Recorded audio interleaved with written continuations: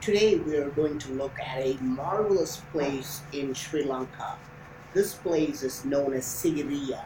There is nothing like this anywhere in the world, which is why it is known as the eighth wonder of the world.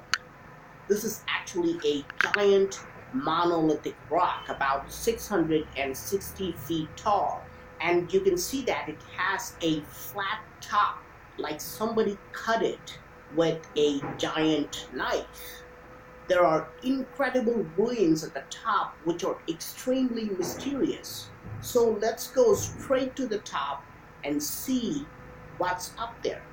As you can see, there are a lot of strange brick structures here and there, and it is not only confusing for visitors, but even archaeologists are not able to make complete sense of what these structures were used for. They confirm that everything you see is at least 1500 years old. But the mystery is not what these structures are, it is how these structures were built. How did ancient builders manage to move all these bricks to the top of the rock? It is reported that at least 3 million bricks are found here, but it would be impossible to make these bricks on top of the rock. There is not enough clay available here. They would have to have transported these bricks from the ground. Now, the really bizarre part is that there are no ancient stairs from the ground level which go to the top of the rock. Look, all these metal steps were built in the last century. Without these new stairs, it would be very hard to climb this rock. This whole rock is now set up with different type of stairs. This is the spiral stairs at a different level. The ancient builders built very limited stairs, but these stairs definitely did not reach the top. This is exactly why no one, not even the locals, knew about sigiriya until 200 years ago, because there were no stairs to the top. And this is why an Englishman by the name of Jonathan Forbes, quote unquote, discovered the ruins of Sigiriya in 1831. So, how did early human beings get to the top of Sigiriya? Let us assume that it is possible to hike uphill through these very steep wooded areas. But to bring 3 million bricks from the ground level, you will definitely need proper stairs. Without this, it would be impossible to transport them to the top.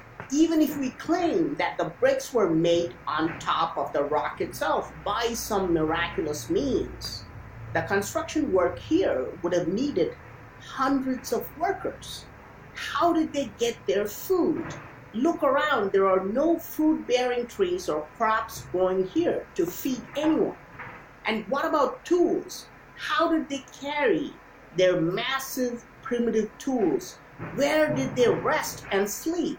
But it gets more baffling. Look carefully, there are not only bricks here, but look at these blocks. This is marble. The milky white marble stones are not native to this area at all. These blocks are actually very heavy. Each stone, which makes up a step, weighs about 50 pounds. And we can find thousands of these marble blocks here. Experts agree that marble is not naturally found anywhere nearby. So how were they transported up to a height of 660 feet, especially without stairs to climb? But it is not the bricks or the marble that really baffles me. It is the granite. Look at this large water tank. If you ignore the bricks and marble blocks around it, you understand that this is the largest monolithic tank in the world. It has not been built by adding stone blocks, It has been created by removing granite, by scooping out tons and tons of granite from solid rock. And exactly how many tons of rocks have been removed? This entire tank is 90 feet long and 68 feet wide and is about 7 feet deep. This means at least 3,500 tons of granite have been removed. So you can take a minute to really sit back and think, if mainstream archaeologists are right, if human beings were using primitive tools like chisels, hammers, and pickaxes on granite, which is one of the hardest rocks in the world, removing 3,500 tons would have taken years. And how did these workers feed themselves during all these years if they don't even have stairs to go to the ground level?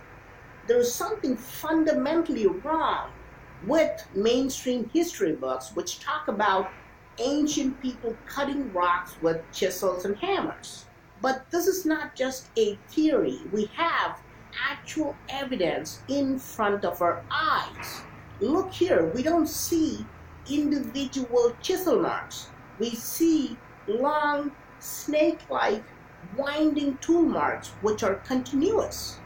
This is not how primitive chiseling and wedge marks look. This tool mark reminds us of scooping ice cream out of a container. Ancient builders must have used a similar technology to scoop out granite like ice cream. And this tank has some strange properties. It does not need any human interference. No one is adding water to it or draining water out of this tank. Throughout the year, it will never completely dry up, even during the super hot summers. And it will also not overflow during rainy season. This is really strange because Sri Lanka does have very hot summers and gets a lot of rain during the monsoon season as well. The tank appears to collect water through percolation and also seems to have a slow draining system underneath. There is another small rectangular tank which completely dries up during hot summers. Unlike this large monolithic tank, which always has fresh water. This is why locals refer to this huge tank as Ravana's swimming pool, because they believe it was built by Rawana, the greatest ruler of Sri Lanka, who lived many thousand years ago. According to ancient texts, Ravana was not human, but belonged to an extraterrestrial race called Asura, which we will talk about later. Now, going back to the construction of all these structures on top of sigiriya, how was it done? Today, we have modern stairs, railings, and other facilities, and you would still need to have good fitness. It takes about 2 hours to get to the top. How did ancient builders climb on this rock and transport materials without having proper stairs? Experts will argue that ancient people did it with hard labor. They took many years and walked through the jungle. But I'm going to show you more evidence that ancient builders must have had some other technology or capability to accomplish these constructions. Look at the rock face here. You can clearly see the tool marks, large channel-like rectangular cuts, and various other markings.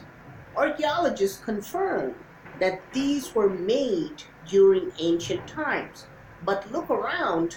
Do you see any stairs or even a slope or a tree to stand on? How were these cuts made if there's not even a place for human beings to stand? How did anyone get up there? Were these cuts made by humans or by asuras who were equipped with advanced technology. These look like steps going up, but they're going vertically up at a 90-degree angle, so it is impossible for human beings to use them. In fact, these are not steps. Archaeologists call them grooves and don't know why many ancient sites around the world have these grooves. But more importantly, how were these grooves created on this rock?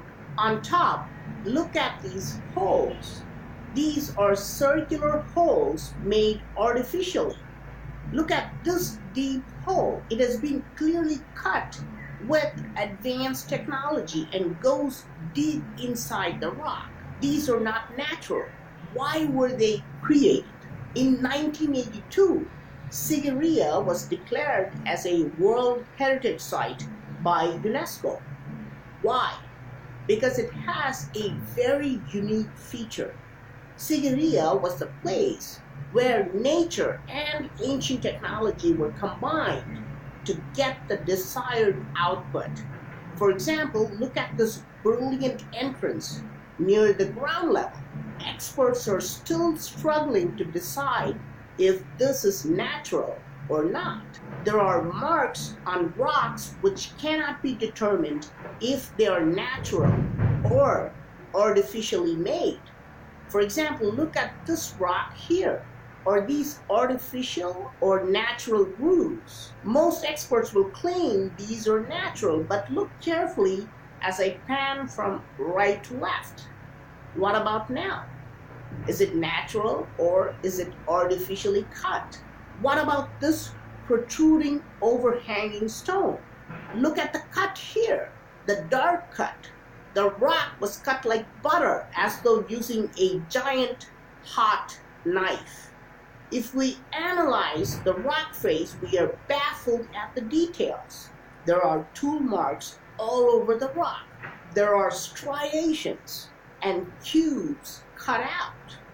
Deep channels are cut on the rock, but they're horizontal, so they were not used for channeling water or anything. What were they used for? More importantly, how did they carve them? Where were the workers standing? So what do you think? Was sigiriya made by human beings with primitive tools and hard labor? If so, how did they bring 3 million bricks and tons of marble rocks from the ground? How did they manage to cut 3,500 tons of granite and find a unique technology to keep the tank always filled with water? How did they make these cuts on the rock face without any stairs or even a place to stand? Or was Sigiriya really built by Asuras who had extraordinary technology? Please let me know your thoughts in the comment section. I am Praveen Mohan. Thanks a lot for watching. Don't forget to subscribe and also click on the bell button to get all the updates. Please give this video a thumbs up and do share it with your friends. I'll talk to you soon.